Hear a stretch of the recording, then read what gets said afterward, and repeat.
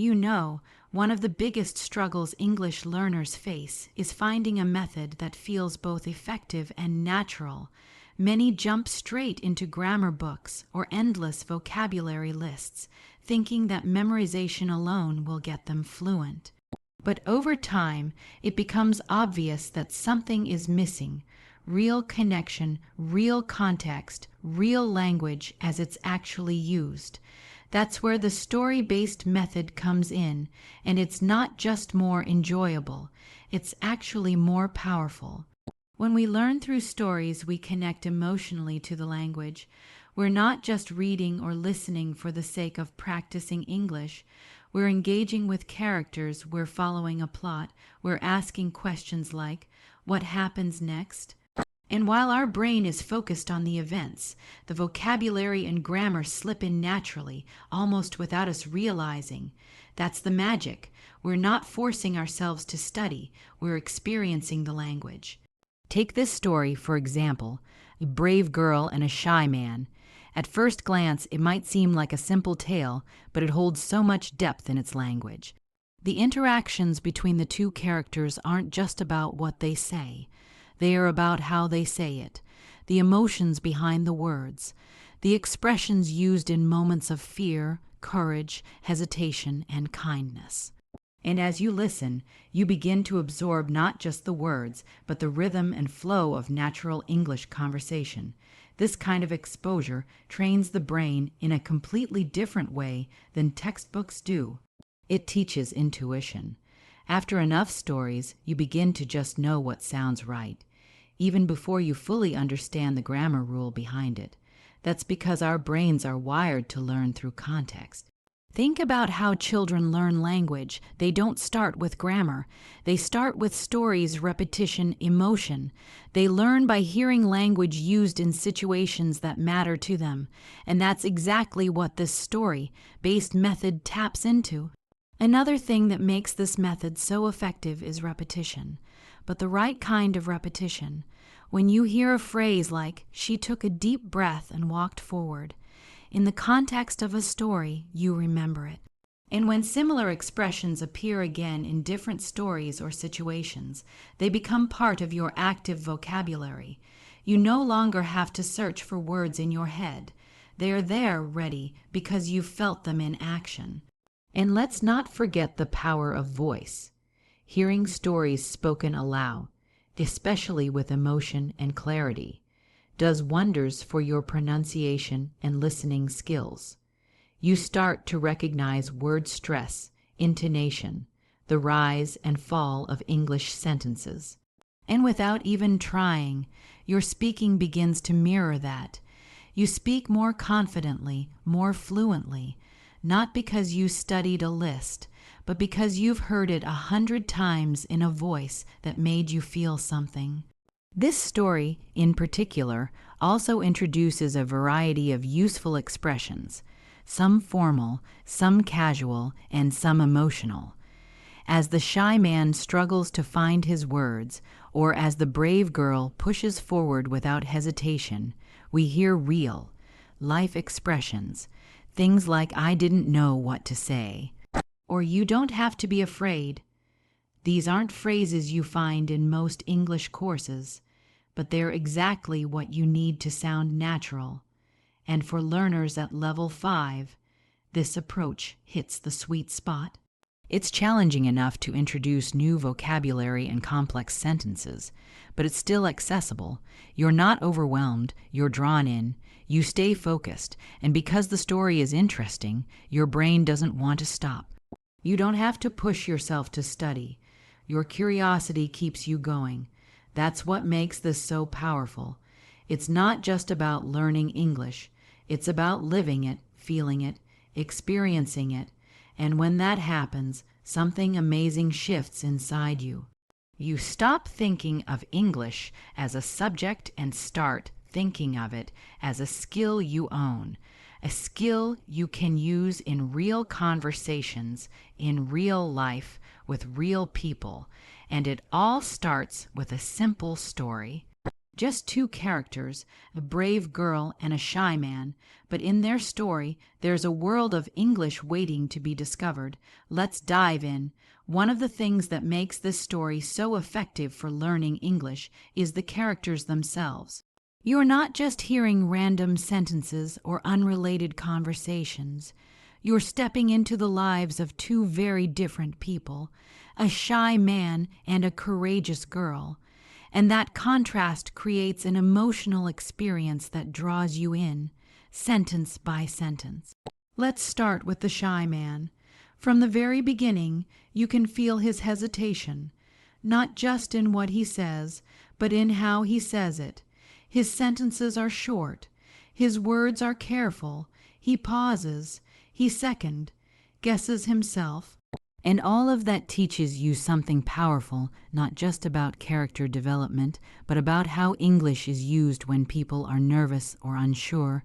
He might say things like, "I guess I could," or "I'm not sure if this is a good idea." These aren't formal textbook phrases. They're natural, everyday expressions that real people use in moments of uncertainty. And then there's the girl, the brave one. She's not loud or aggressive. Her courage is quiet, but strong. She speaks with clarity. Her words are direct. She takes action without waiting for someone else to decide. And through her, you learn a whole different kind of language. Phrases that show confidence, encouragement, or support. Things like, "You've got this," or "Don't worry, I'll be right here." Her role in the story doesn't just make things interesting. It models the kind of English you need when you want to lead, support, or inspire someone. When these two characters interact, the contrast in their personalities creates a rhythm in the dialogue that's really engaging. One is pulling back, the other is leaning forward. One is full of doubts, the other full of trust. And because of that, every line has emotional weight. Every exchange teaches you something. Not just about grammar or vocabulary, but about tone, about attitude, about intention behind words. And here's what's really amazing. Even if you're not trying to analyze the language, your brain is doing it naturally. You start to feel when a sentence is hesitant or bold, when it's meant to question or to reassure. You begin to connect certain sentence patterns with specific emotions. So when it's your turn to speak, you don't just say the words, you say them the right way. These characters also give you a chance to explore different perspectives. The shy man represents the part of all of us that holds back, that part that's afraid to speak up in a new language, afraid to make mistakes, afraid of looking foolish. He shows that fear in a very human way. And that makes him relatable. You don't feel judged when you hear him. You feel understood. You think, "That's me. That's how I feel sometimes when I try to speak English." And suddenly, you're not alone in your journey. On the other hand, the brave girl gives you something to reach for. She doesn't mock his fear. She gently challenges it. She becomes the voice that many learners wish they had in their lives. Someone to say, "It's okay. Let's try it together." Her confidence becomes contagious. And without even noticing, you begin to imitate her speech patterns, her energy, her willingness to move forward. That's how language becomes more than just communication. It becomes transformation. The story also uses subtle changes in the characters' voices and vocabulary as they grow. The shy man doesn't stay frozen. As the story progresses, he starts to use fuller sentences. He expresses himself more clearly. His vocabulary expands just like yours will, and you're watching that change happen in real time. That's powerful because it reflects your own progress. As you keep listening, you begin to change with him. At the same time, the girl's bravery doesn't make her perfect. She has doubts too, but she faces them differently. And that shows you a more complex side of English communication. It's not always about big vocabulary or perfect grammar. Sometimes it's about choosing the right word at the right moment. Sometimes it's about saying less, but meaning more. And these characters show you exactly how that works. In every line they speak, there's something to learn, not just the literal meaning of the words, but the feelings behind them. And once you feel those feelings, the language sticks. You remember it, it becomes part of you. That's why stories like this are so effective. They don't just teach you how to speak. They teach you why people speak the way they do. And through this story, through this quiet, uncertain man and this bold, kind-hearted girl, you experience English in a way that's personal, emotional, and unforgettable. Let's keep going. If we really think about it, learning English isn't just about speaking. It's about listening first, really listening, because the truth is, before we ever say a word, we hear it. We absorb the sound, the emotion, the rhythm. That's why this story-based method is such a game changer. It doesn't just throw vocabulary at you. It guides you to listen, to absorb, to understand. And from that foundation, real progress begins. When you sit down and listen to a story like A Brave Girl and a Shy Man, something begins to shift. You're not just hearing English. You're training your ear. You're picking up the subtle cues in speech, how a question rises at the end, how hesitation sounds different from confidence, how silence carries just as much meaning as words. And over time, your brain starts to respond faster. You don't have to stop and translate in your head anymore. You just understand. That kind of listening practice builds real comprehension, not just knowing what words mean, but grasping what they do. Because in real conversations, people don't speak like textbooks. They pause. They use incomplete sentences. They add emotion. And through listening to natural dialogues and stories, you start to recognize these patterns, not just by studying them, but by feeling them. That's when comprehension deepens, and then there's vocabulary. So many learners make the mistake of learning long lists of isolated words. They memorize them for a few days, maybe even use flashcards, but a week later, most of those words are gone. Why? Because without context, words are like seeds without soil. They can't grow, but in a story, vocabulary comes with meaning, emotion, and timing. You hear a word in a situation, and you understand it, not just as a definition, but as a living part of the language. For example, when the shy man says something like, "I felt awkward," you don't just learn the word awkward, you learn what it feels like to be awkward. You see the situation that made him feel that way. And suddenly, the word isn't just memorized, it's felt. That emotional memory makes it stick. And it's not just one or two new words, it's a steady flow of vocabulary, words about emotions, actions, small talk, encouragement, doubt, and motivation, all appearing naturally in dialogue. These are the kinds of words that help you function in real life. Not textbook words, but life words. And here's what makes the combination of listening and vocabulary so effective. The repetition is hidden. You're not repeating the same word 5 times in a row. You're hearing it used by different characters in different tones with different meanings. So your brain gets multiple chances to understand and remember, without getting bored. It's active learning disguised as entertainment, but the real transformation comes when comprehension and vocabulary work together. You're no longer learning single sentences, you're understanding entire scenes. You're following the emotions, the decisions, the growth of the characters, and suddenly English becomes more than a skill, it becomes a doorway, a way to step into new situations, new feelings, new possibilities. That's why comprehension is such a vital piece of the puzzle. When you understand the why behind a sentence, not just the what, your confidence grows. You stop worrying about making mistakes. You start thinking in English because you're no longer translating, you're understanding. And once that shift happens, everything else becomes easier: reading, writing, speaking. This story is especially rich in that regard. You'll notice how the language mirrors the emotional journey. The sentences are simpler at the beginning, just like the shy man's confidence. But as the story builds, the vocabulary becomes deeper, more expressive. And without even trying, you find yourself growing alongside the characters. You go from understanding just the surface to catching the details, the humor, the tension, the meaning behind the words. And that's the real goal, not just to recognize English, but to live it, to hear a story and feel it, to listen to a sentence and know what it means without breaking it down word by word. Because once you've developed that level of comprehension, English stops being a challenge. It becomes part of who you are, and it all begins with listening, with being present, with staying curious, with allowing the story to unfold word by word, line by line. So keep listening closely. Every moment is a step forward. One of the biggest obstacles people face when trying to speak English is confidence.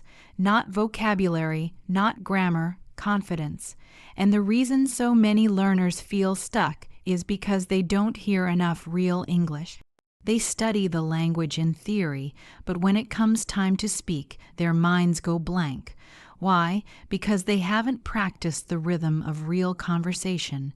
That's exactly where this story-based method makes a difference, because the dialogue you hear isn't stiff or artificial.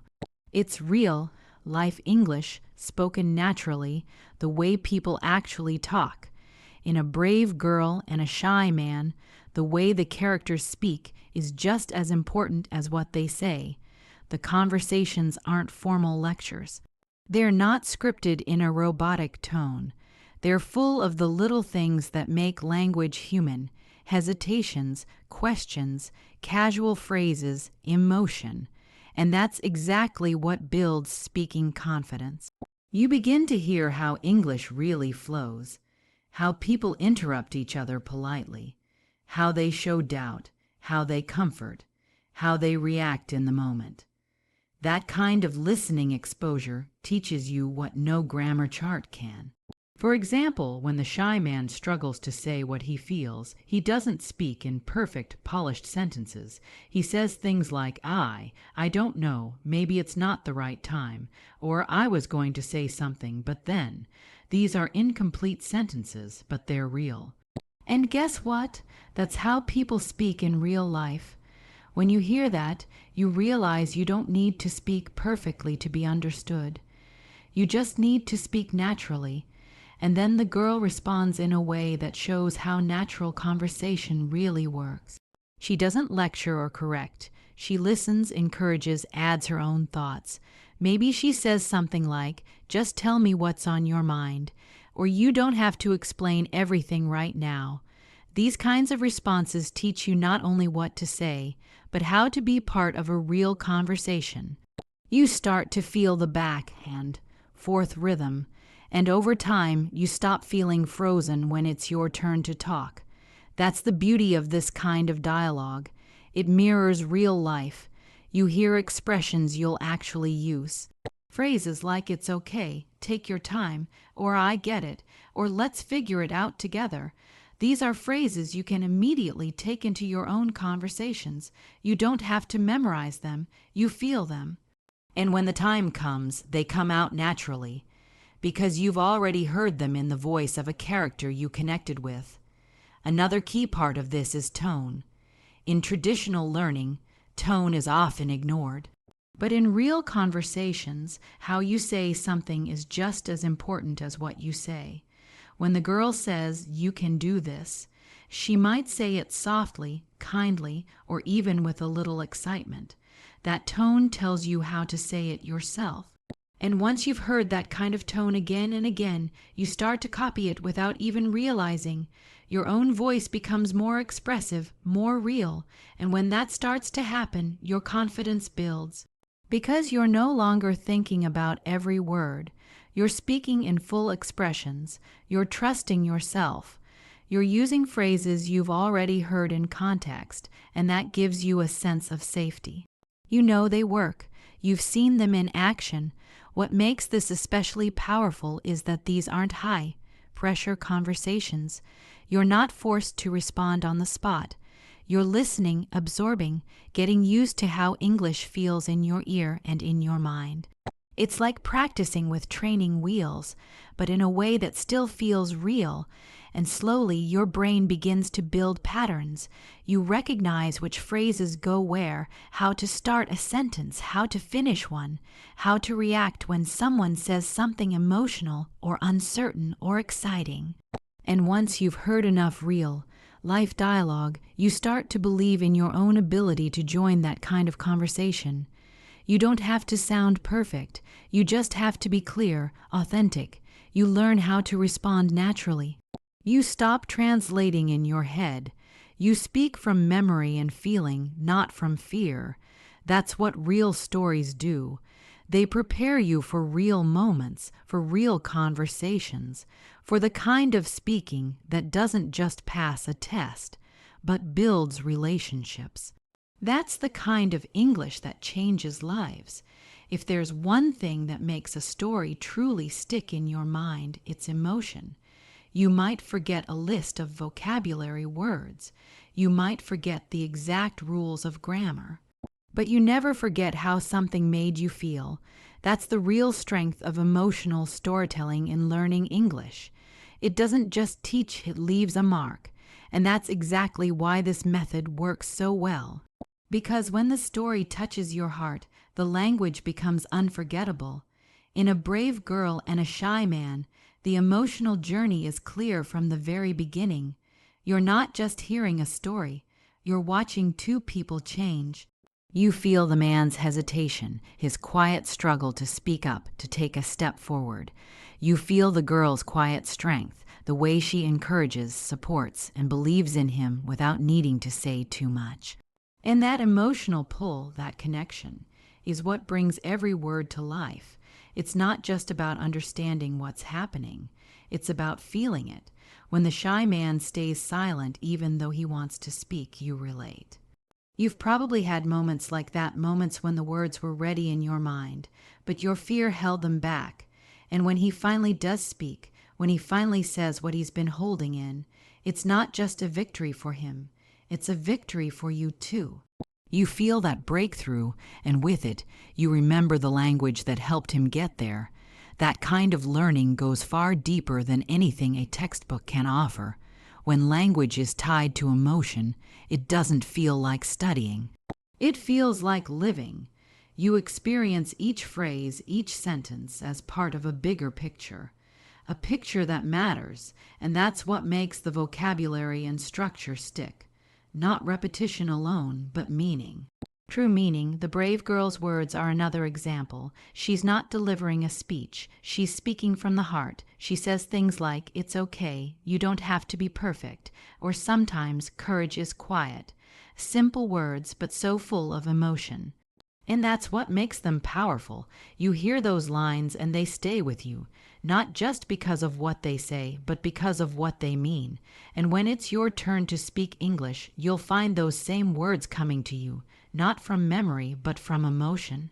And what's even more beautiful is how emotion makes repetition feel fresh. When you read or hear the same phrase in a flat, mechanical context, it becomes boring. But when you hear it as part of a moving scene, it's different every time. It could be a sentence whispered in fear, shouted in joy, or spoken softly with care. And each time, the meaning deepens, your understanding grows, the words sink in. This kind of emotional storytelling doesn't just teach language. It changes your relationship with English. It turns learning into a human experience. You're no longer just trying to pass a level or finish a lesson. You're following people you care about. You want to know what happens next. You want to understand every word, every silence, every turning point in the story. And because you want to understand, your brain pays closer attention. You listen more deeply. You remember more clearly. It's also incredibly motivating. When you see the characters face their fears, speak up, connect with each other, you start to believe you can do the same. That's not just motivation, that's transformation. The emotional power of the story becomes fuel for your own journey. You begin to realize that language isn't just a tool, it's a bridge, a way to connect with others, to express what's inside you, to be seen and heard.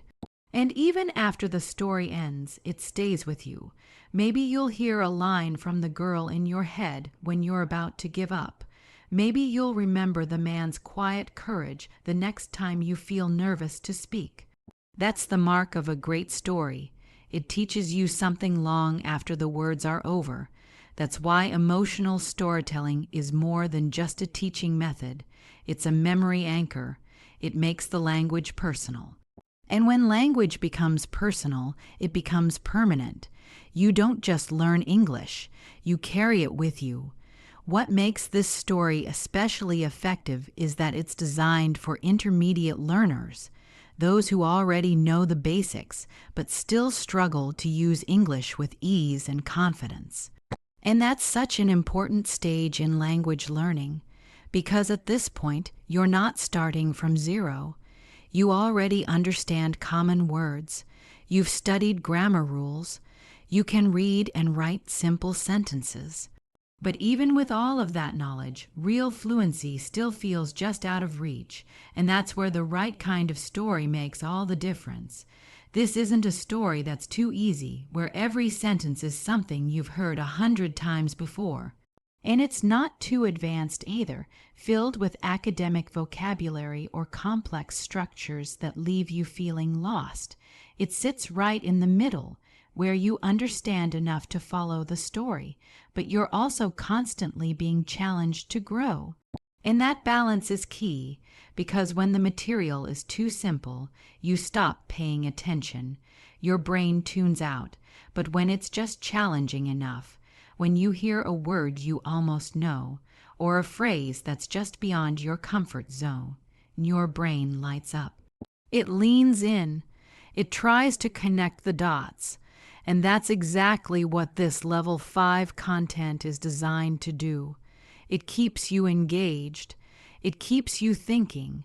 It pushes you to build on what you already know. In A Brave Girl and A Shy Man, the characters speak in complete, meaningful sentences. They express real emotions. They reflect on situations. And their language shows you what intermediate English really looks like in the real world. Not classroom English, but English that people actually use when they're being honest, vulnerable, or brave. And that's incredibly valuable, because at this level, what you really need isn't more theory, it's connection.